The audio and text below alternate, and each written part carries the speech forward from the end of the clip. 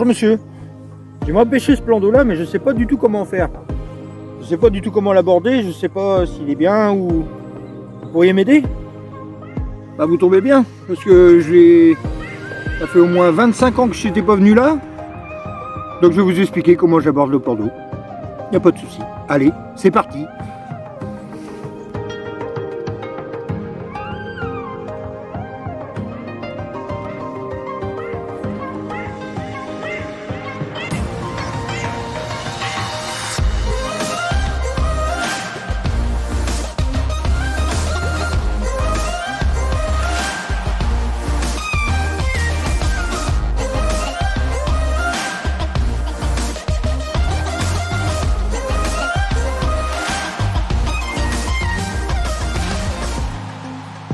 Bonjour amis pêcheurs, bon, bah me revoilà à la pêche, j'espère que vous allez bien.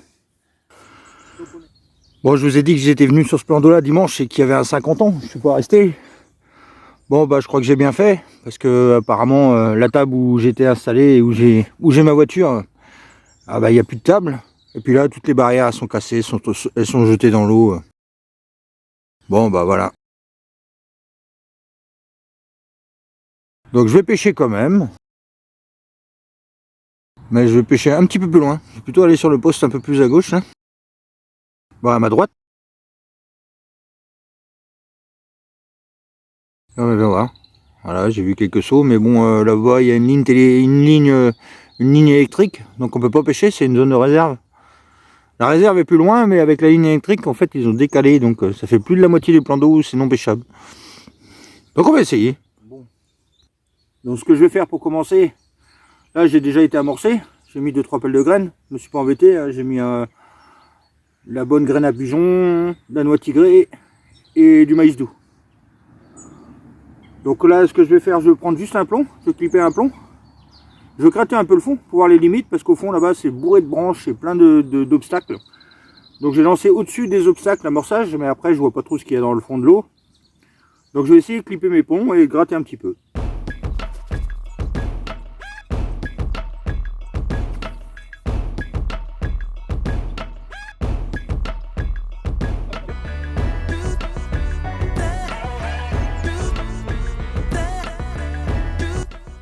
Donc déjà on remarque que c'est un fond vaseux, très vaseux.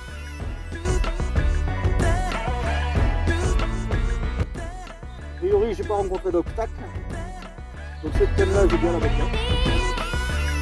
Donc au lancer j'ai clippé.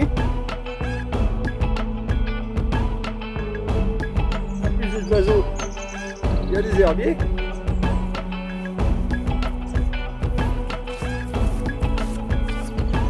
Alors clipper c'est tout juste avoir mis le fil dans cette petite partie là pour repérer le lancer. En fait quand je vais relancer à la même distance, ça va se bloquer quand je vais arriver à la sortie du fil de mon moulinet. Donc voilà, donc je mettrai, parce que si j'ai un départ je vais pas pouvoir repérer ma distance, donc je mettrai mes cannes. Pour ce faire je vais utiliser 2 piquets maison, en fait c'est juste des petites barres de fer.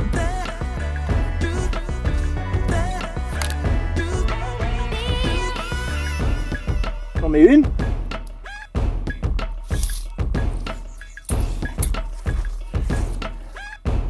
Et je mesure 3 mètres.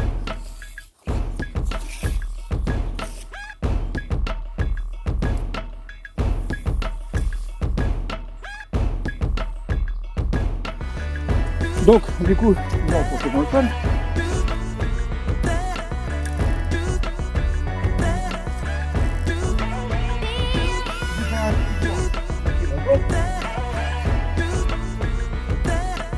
Après j'ai choisi 3 mètres parce que c'est plus facile à compter. 2 mètres, il y a plus de chances que le fil il vrille. Après j'aurais mis 2 mètres 50, mais bon ça aurait été plus chiant. Et on compte le nombre de tours. 1, 2, 3, 4, 5, 6, 7, 8, 9, 10, 11, 12, 13, 14, 15, 16, 17,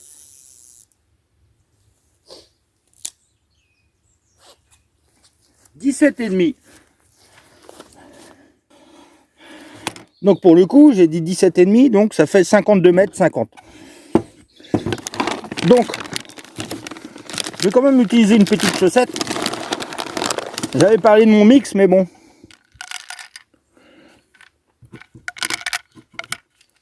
Donc là, je mets un peu de pellet marine.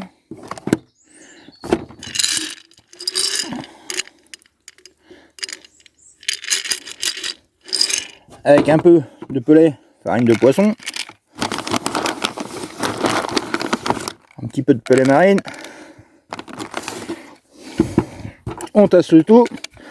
On sort la chaussette.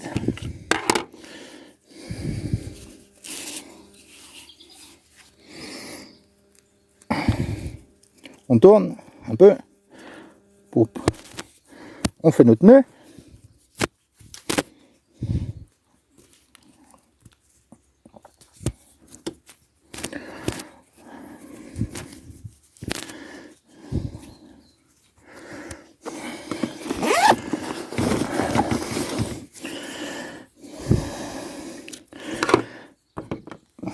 La petite chaussette est prête.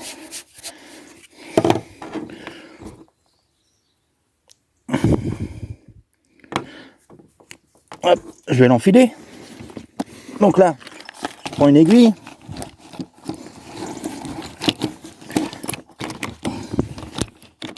Alors moi j'ai deux types d'aiguilles. Une aiguille super fine que j'utilise juste pour les bouillettes toutes petites. Et une aiguille un peu moins chère et beaucoup plus grosse pour tout ce qui est comme ça, chaussettes et les grosses bouillettes.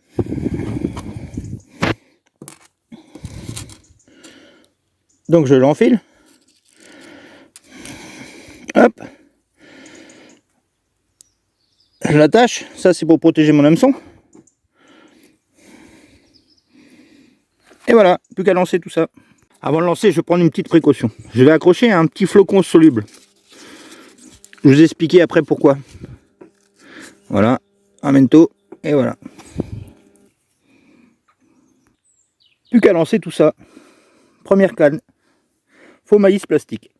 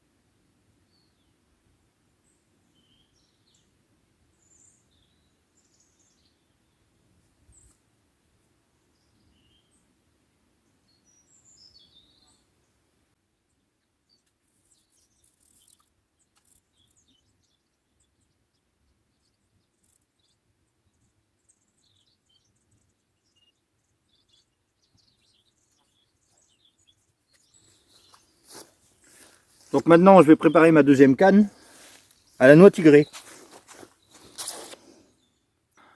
Là, ce que je vais faire, raccrocher mon plomb et compter 17 tours et demi.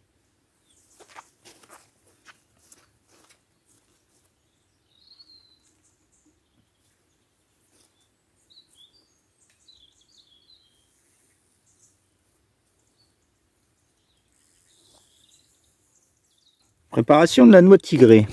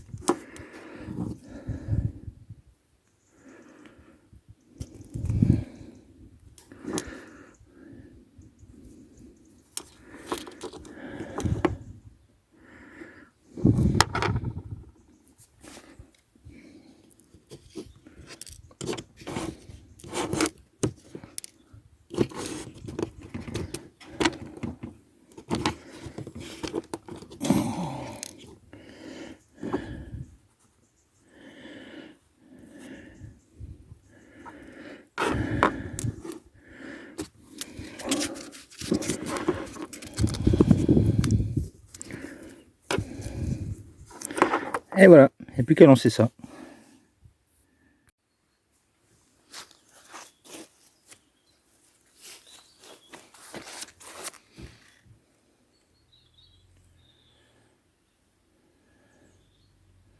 Allez, c'est parti.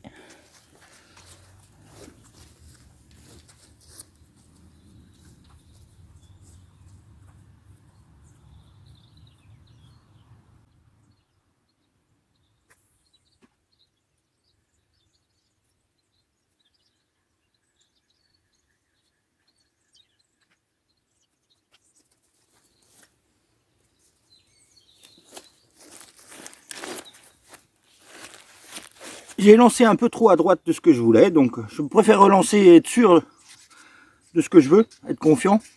Donc je reprends une chips. Je recolle.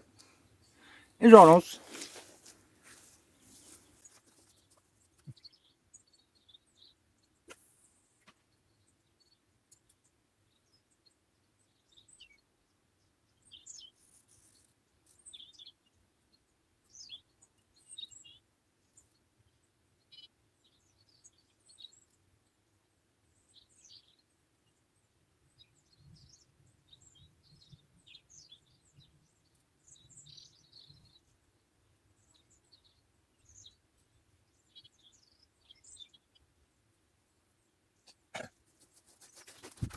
Bon bah voilà, ça pêche. Donc ce que je vais faire, je vais prendre une petite pelle de graines. Je vais amorcer vite fait une toute petite pelle bien étalée.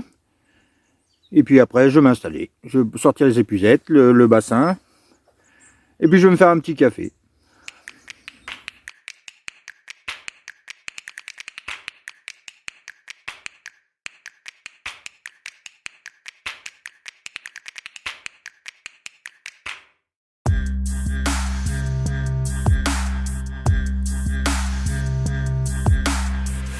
Voilà le système. Donc vous avez un montage. Moi j'ai mis une petite pop-up pour exemple. Après j'utilise du fil en fluocarbone.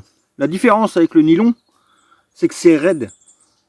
Donc ce qui va se passer, c'est que ça va se poser comme ça. Si c'était du nylon, ça ferait blablabla. Ça tomberait. Il risquerait d'avoir des petits emmêlages. Il suffit d'un petit gardon ou un petit machin qui bouge. Donc le fluocarbone a quand même l'avantage d'être raide. Donc j'accroche mon flocon.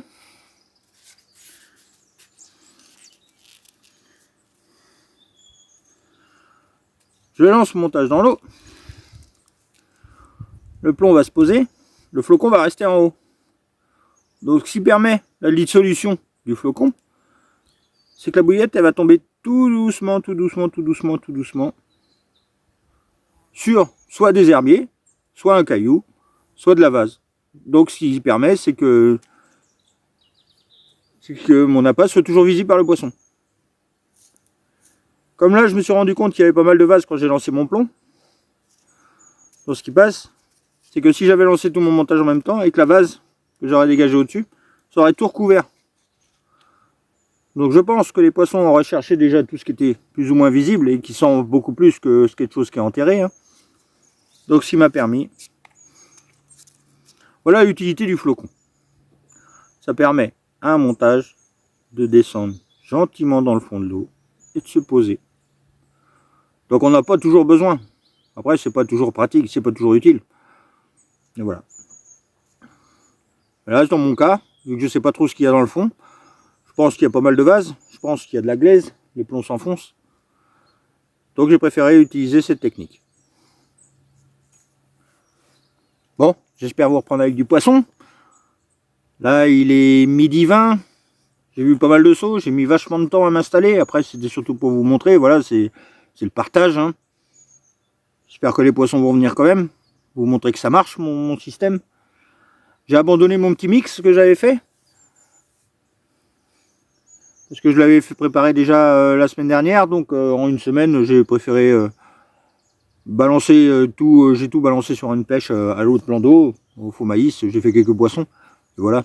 Là ce qui permet de ces mix là, c'est que ça permet de toucher toutes sortes de poissons. Que ce soit de la brème, du chevenne, des gros gardons, des rotandes. Donc voilà, on va voir ce qu'il y a comme poisson. Allez, j'espère vous reprendre avec du poisson. Bon, bah je commence à stresser un peu là. 4 heures de pêche. Pas de départ. Donc j'ai vu pas mal de sauts dans la réserve. Il y a une petite source. Je vous montrerai la petite vidéo là. Et ils sont passés sur mon poste. J'ai vu pas mal de sauts sur mon poste. Ça va aller, disons 3 sauts. 3 sauts, j'ai vu de la bulle. Donc ils sont bien passés sur mon poste. J'ai pas eu de touche. Et beaucoup dans le fond de l'étang aussi, je les ai vus. Elles ont sauté, donc je les ai vues, hein, elles sont là, ça bouge bien, mais pas moyen de faire une touche. Donc je pêche à 2 cannes. Alors ce que je vais faire, je vais sûrement rajouter une autre. Je vais pêcher en pleine eau, avec Monster Crab et Dumble, avec mes chaussettes, avec mon stick mix, comme d'hab. 2 bouillettes écrasées de chaque côté, puis avec mon stick mix au milieu. Mon hameçon en plein milieu, ma Dumble, fluocarbone, spinner rig. Et on va balancer ça dans le milieu, on va bien voir. On va remettre une canne de plus. Les cannes ici, c'est 3,50 la canne. Donc ça fait cher. Après, je ne connais pas le cheptel de poisson. J'ai vu quelques chasses aussi, mais je pense que c'est de la perche. Hein. Je me suis amusé à la gardonnette aussi un tout petit peu. J'avais 2-3 asticots. J'ai 2-3 asticots là que j'ai achetés et ils sont presque transformés en mouches. J'ai fait beaucoup de boer. Donc voilà, j'ai pas payé une canne 2,50 € pour... En fait, c'est 3,50 le moulinet et 2,50 € la canne. Donc j'ai pas vu le garde, j'ai préféré ramasser. Si c'est pour faire du boire toute la journée, voilà, j'ai tout enlevé. Donc je vais pêcher avec une 3e canne. Et on va bien voir ce que ça donne. J'espère vous reprendre avec du poisson. Bon bah il est 17 h. Le garde-pêche vient juste de passer. Donc 3 cartes x 3,50. Ça fait 10,50 dans la figure pour un bon capot. Bon, ça fait mal au cul. Bon voilà, hein, j'ai fait une approche. Apparemment il y aurait des carpes de 8 kg, un peu de cendre. Et puis apparemment ça a vachement été pêché cet été. Il en était sorti pas mal. Bon, un peu déçu, j'en ai loupé une tout à l'heure. Donc là, bon bah c'est pas fini, il me reste 2h30 de pêche. Là le garde de pêche il vient à fond les gamelles avec sa voiture au pied des cannes. Alors déjà c'est compliqué de pêcher, mais en plus quand on fait du bruit... Bon, après voilà, c'est comme ça. C'est comme ça. Bon, je pense pas revenir sur ce plan d'eau là à ce prix là. Hein. 40 € à l'année. Je préfère mon autre plan d'eau. Après voilà, c'était juste pour vous montrer l'approche que je fais d'un autre plan d'eau. Mais j'essaierai d'autres, j'en ai trouvé un autre, plus intéressant, beaucoup moins cher. Mais le problème c'est que le niveau d'eau était tellement bas que c'était pas intéressant pour le moment. Donc je vais continuer. Bon, il est 17h30. J'ai fait 2 petits départs sur le Monster Crab. Le premier, j'ai décroché au pied de l'épuisette. Le deuxième, ça a juste fait un démarrage et ça s'est arrêté. J'ai attendu un petit peu. Et puis, bon, bah, rien du tout. Hein, j'ai retiré, j'ai relancé. Donc, je vais changer de stratégie. Je vais enlever ma bouillette avec mon faux maïs et je vais partir sur un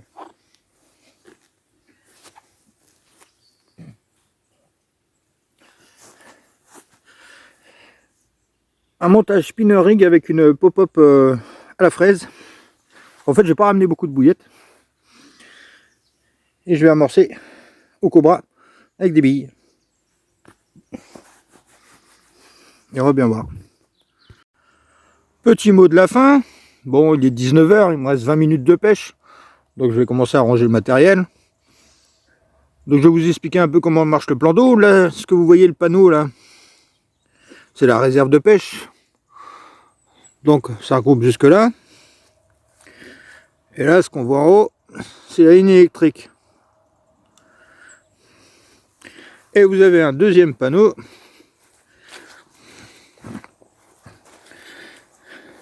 qui dit interdit de pêcher jusqu'à la ligne électrique. Et dans ces cas-là, on se retrouve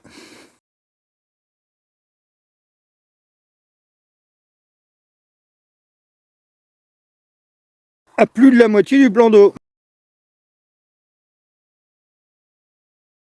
Donc voilà.